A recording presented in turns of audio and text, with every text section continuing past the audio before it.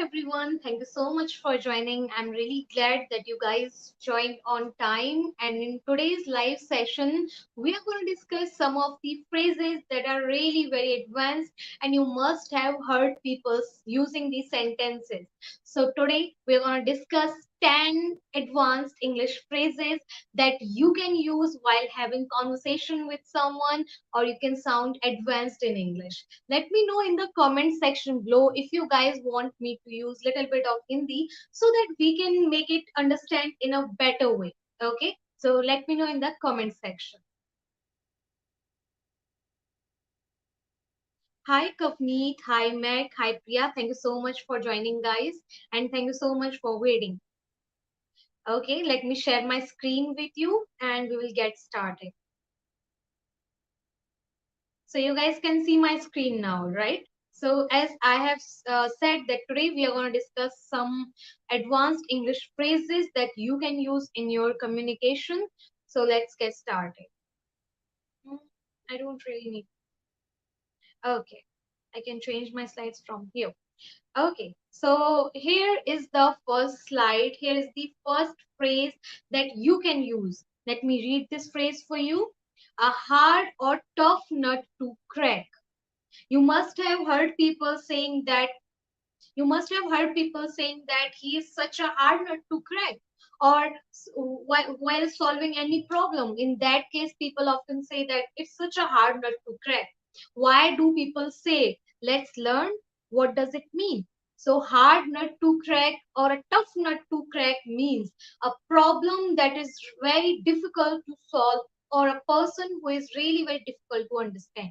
For an example, if we are solving any problem, or we are trying to find solution of anything, in that case we can say that oh my god, it's really a hard nut to crack. For an example, if I'm solving any maths equation, so in that case I would say, oh my god, it's really a hard nut to crack.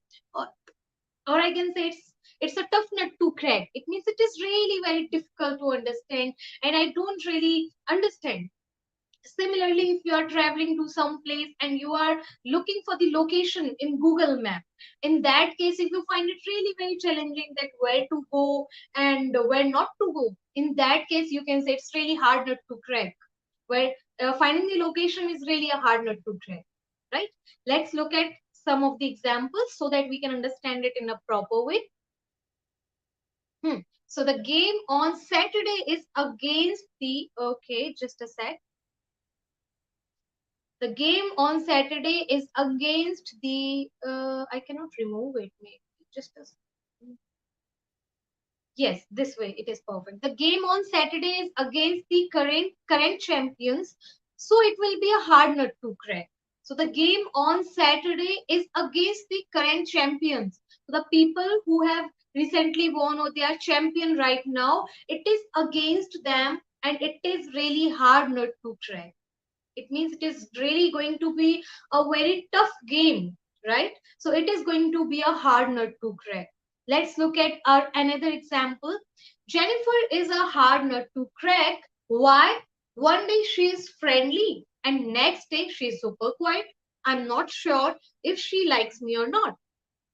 So you are confused about a person. Sometimes a girl seems to be really happy, and the very next day she seems very quiet, and you are really you are in a kind of dilemma whether she is happy or whether she is sad.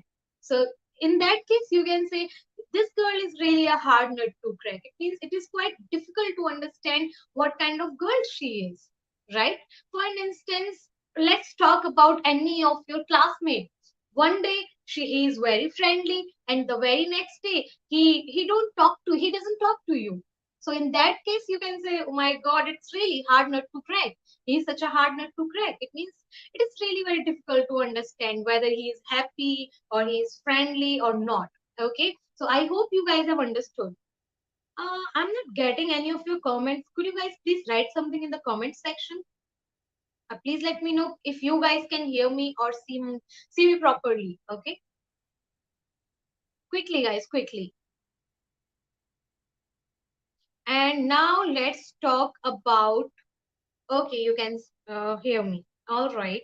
Let's see our next phrase. I don't need to change the slides. I can change it now. Yeah. So this is the second phrase, Shrikant Nayak. Yes. Welcome to the live session, Shrikant. I hope you learned something new out of today's live session. Yeah. So this is our second phrase, the best of both worlds. Okay. And what it means? It means you can enjoy two different opportunities at the same time, right? So let me make you understand it in a proper way with some examples. When do we use this phrase, the best of both worlds?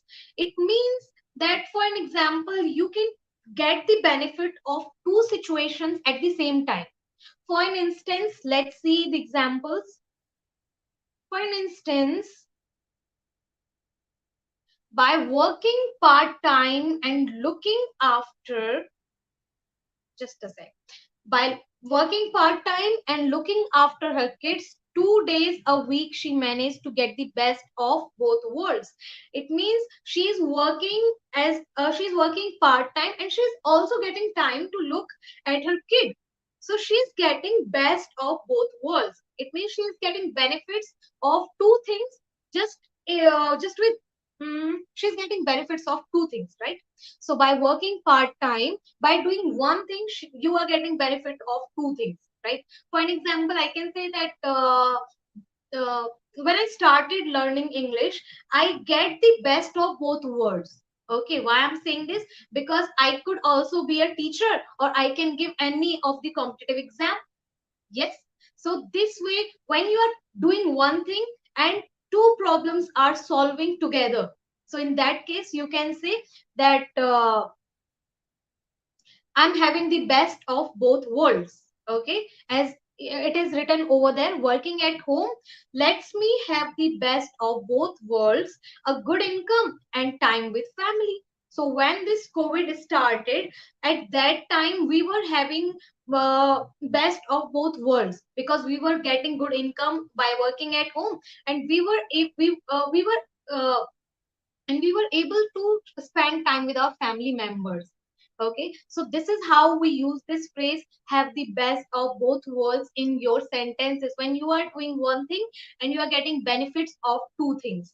So if you guys are watching me right now, quickly write examples in the comment section below by using best of both worlds in your sentences.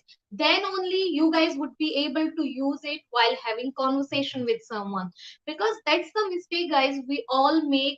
हम बस लोगों को teacher को सुनते रहते हैं और हमें लगता है कि हमें सब कुछ आ रहा है, but that's not the thing. We have to practice it, we have to make several examples, then only next time जब आप किसी से बात कर रहे होगे तो ऑटोमेटिकली आपके माइंड में वो सेंटेंस आ जाएगा. So it is really important to practise. Quickly give examples in the comment section below, guys. By using this phrase, have the best of both worlds. Practice is the key. Let me tell you, practice is the key. Whenever I learn anything new, I frame several sentences of it. Be it is a new sentence or an advanced vocabulary word. So, initially we feel that okay मुझे आ गया समझ में और I don't really need to practice, but yes, it is really important to practice it because practice makes a man perfect. The more you practice, the better you understand. Okay, so by working part time and uh, looking after her kids 2 days a week, she managed to get the best of both worlds. Working at home lets me have the best of both worlds, a good income and time with family. Perfect. Let's look at let's look at our another phrase. Why do I change slide? Okay. Speak of the devil. I'm pretty much sure you guys have heard about this phrase, speak of the devil. And what does it mean? You must have heard people saying that speak of the devil. So when do people use it? Okay, so Shrikant has given one example. Mm, working as an intern, have the best of both worlds, gaining experience and also a stipend. Yes, perfect. Working as an intern, have the best of both worlds, or by working as an intern, I'm having best of the both worlds. I'm getting experience and also a stipend. Amazing job. Amazing, Shrikant. Good job. Okay, now quickly look at our. Hello, Pankaj. Thank you so much for joining. Today we are learning some advanced phrases. So, number three is speak of the devil. Speak of the devil is used when we have to say that the person you are just, for an example, this one is used when you are talking about a person and that person appears at the moment. For an example, you guys were talking to each other that Upasana ma'am teaches really well, and all of a sudden I start my live stream. So in that case, oh my God, speak of the devil. We were talking about Upasana ma'am and she started a live session. Or for an example, I'm talking about any of my student and that student writes in the comment section. So at that case, I would say that speak of the devil. We were talking about you, right? So this one is used for a person that we were talking about and that person appears at the moment. Okay. I hope this one is clear to you. And as I said, that it would be better to practice by framing sentences so that next time when you are talking to someone, you would be able to make sentences. Let me show you some of the examples. Okay. Hmm. Okay. Let me just.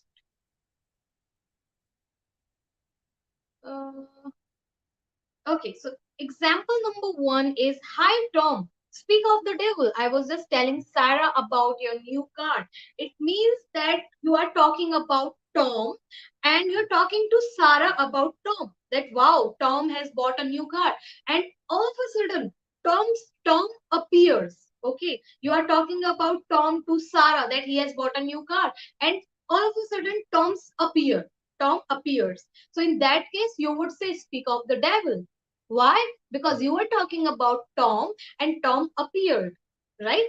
So whenever we are talking about someone and that person appears, in that case we would say speak of the devil. In Hindi, people also say shaitan ka naam liya or shaitan hazir. But in Hindi, it is used in a negative way. Okay. But in English, it is used in positive and in negative way both. So let's see. Hello, Ruchi. Thank you so much for joining. Today we are learning advanced English phrases. Let's understand. Let's look at second example. Did you hear what happened to Mary today? Oh, speak of the devil. There she is.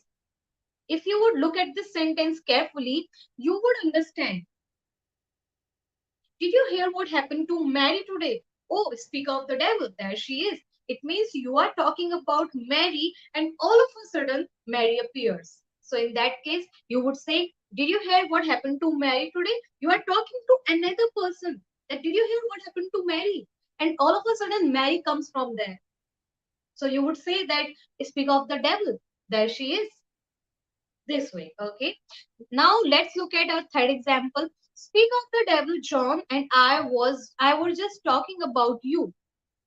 For instance, I'm talking about you with one of my friends, and you come.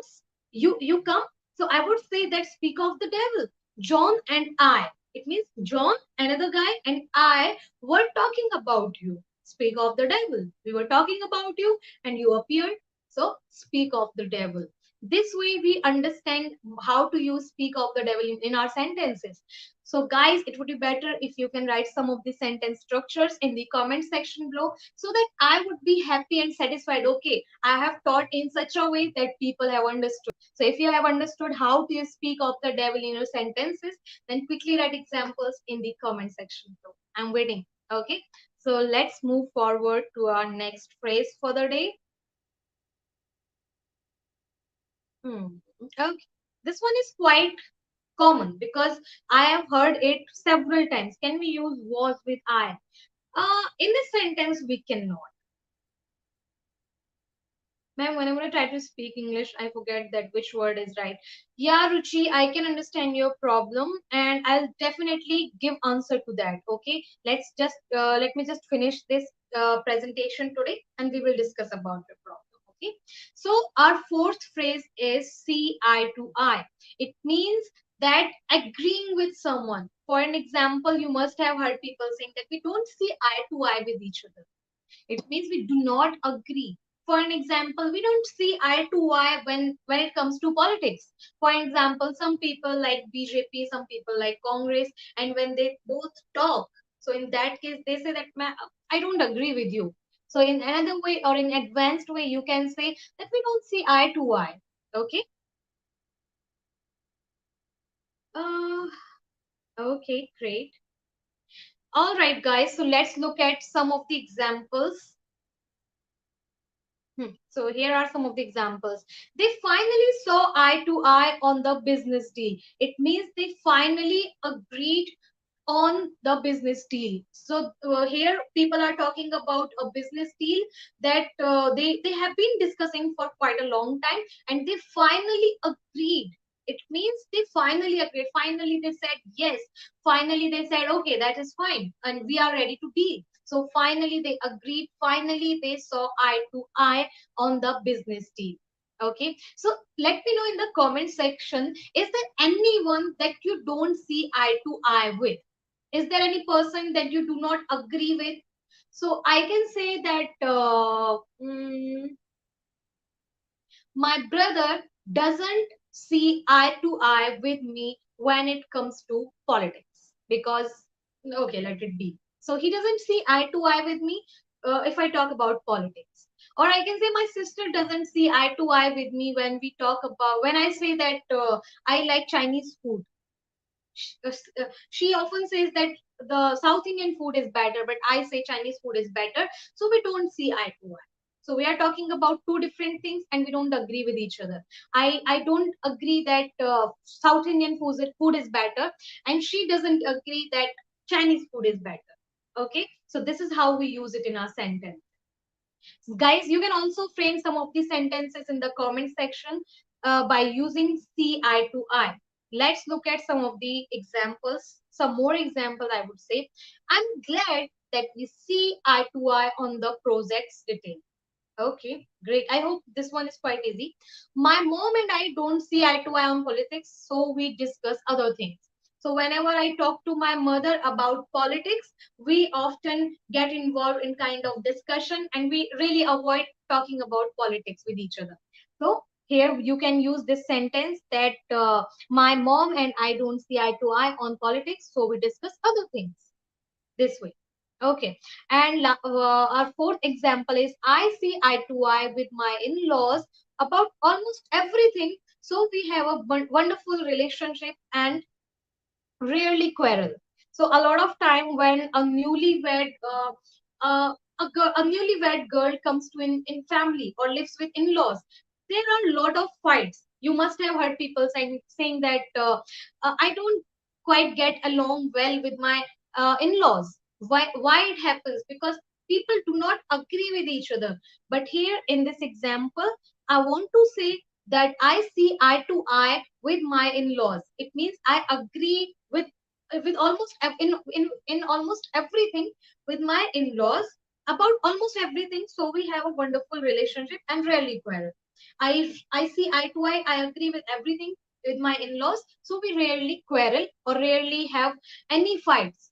Okay. So this is how we use this sentence eye to eye in our sentences. Now you can also let me know in the comment section below, who is that one person that you don't see eye to eye with. Okay, in the comment section below. And if you write examples, you would be able to use these phrases in a better way next time when you're having conversation with someone. And sometimes I feel like I'm talking very fast, so slow down a bit. Okay. Yes, sure, Pankaj. I will come up with some presentation where I can teach you silent words. That's really a great idea. I would come with that. Come up with that. Okay. Should we move to the another one? Let me share it. Yeah. So this is our fifth one. Beat around the bush. I'm pretty much sure you guys have heard about it. Beat around the bush. So it means avoid saying what you mean, usually because it is uncomfortable. So Ganesh is giving one example here. You are the apple of, you are my apple of eyes. You are the apple of my eyes, rather. So Ganesh, good try, but if what it means, apple of one's eyes means that someone loves you so much. For an example, I can say that I'm the apple of my mother's eye. It means that my mother loves me a lot. So when you love someone, in that case, you can say that she's the apple of my eye, or I'm the apple of her eyes, this way. So we were talking about beat around the bush, and it means avoid saying what you mean usually because it is uncomfortable.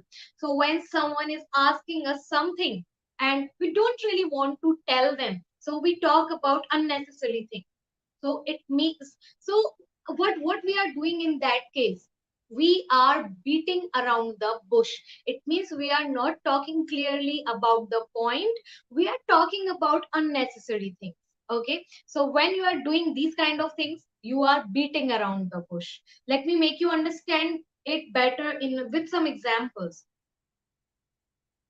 uh, will you please stop beating around the bush and get to the point?